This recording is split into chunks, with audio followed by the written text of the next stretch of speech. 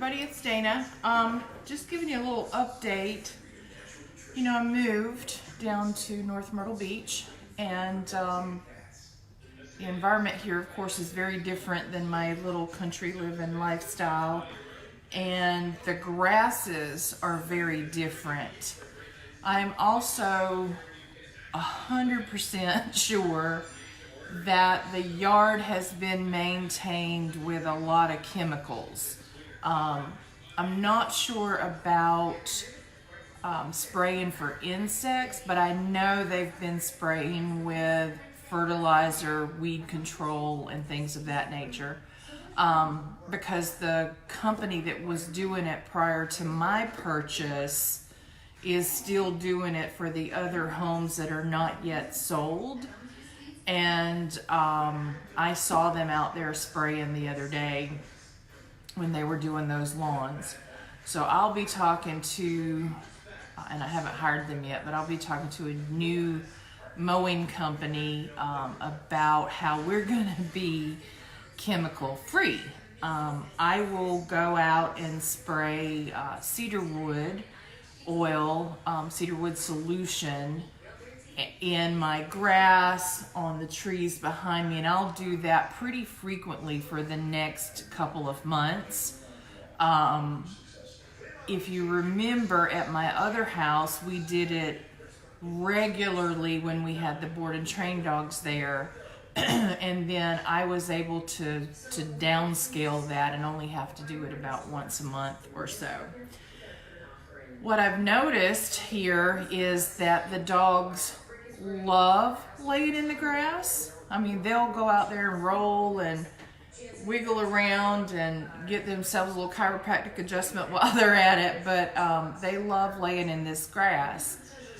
They're also getting to be very itchy. I've noticed all three of them starting to scratch a little bit more, especially when they're outside. They're not necessarily doing it to the point where they can't sleep or relax or any of that kind of stuff. They're very restful at night, but if they're outside or have just come in, they are a lot more itchy scratchy.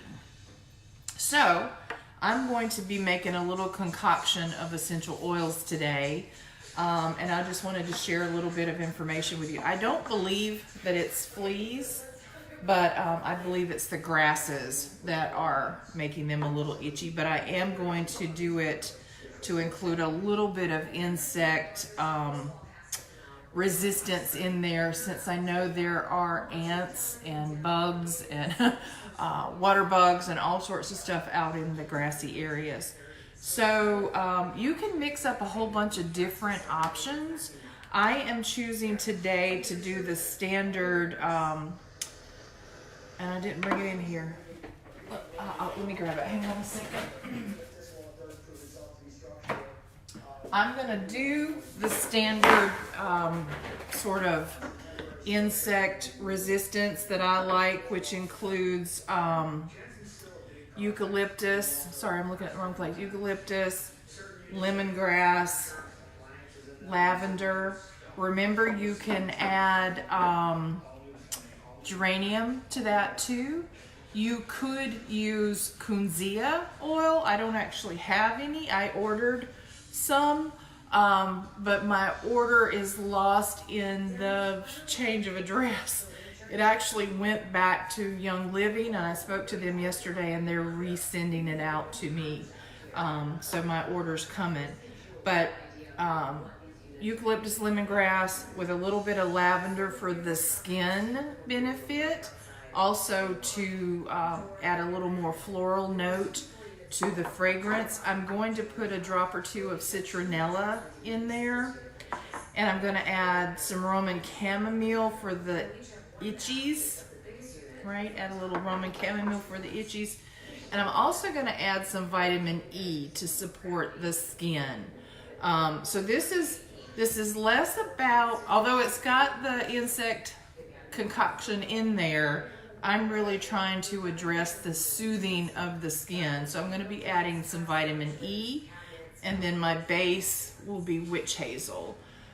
You can use distilled water. You can use a little bit of cheap vodka.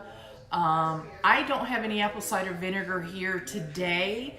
I realized that I hadn't purchased that at the grocery yet since the move, but I'll be adding a little bit of that to the mix later this afternoon.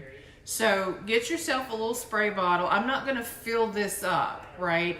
I'm just going to make a small amount and start spritzing the dogs and me, because I noticed that my feet were a little itchy last night, which is kind of what triggered the whole thing. Now I'm itching just thinking about it. But get yourself a little spray bottle. You can also use this kind of spray bottle. This is, I think, 2 ounces. This is going to be more like 4 ounces, maybe 8. I don't remember. Remember when you use plastic that they are for short-term use only. And what I mean by that is over time, essential oils will break down the plastic. It'll start to eat away at the plastic, and we don't want to use that. So for a temporary kind of solution, something that I might use for a couple of weeks, then these little spray bottles are okay. I may even rinse them out and reuse them a little bit later, but I'm never going to use them for like years on end as I would a glass bottle. Because I'm going to keep this outside on my patio, which is a concrete base, I'm not wanting to use glass out there. Glass is always our best option when we're mixing essential oils, but I don't want a glass bottle out on the patio when the dogs are playing and that sort of thing. So, trying to get our new adventure with some itchy scratchies under control and just soothe their skin a little bit and get things back on track. So hope this is helpful to you, and let me know what kind of concoctions you're making for your pets. Talk to you soon.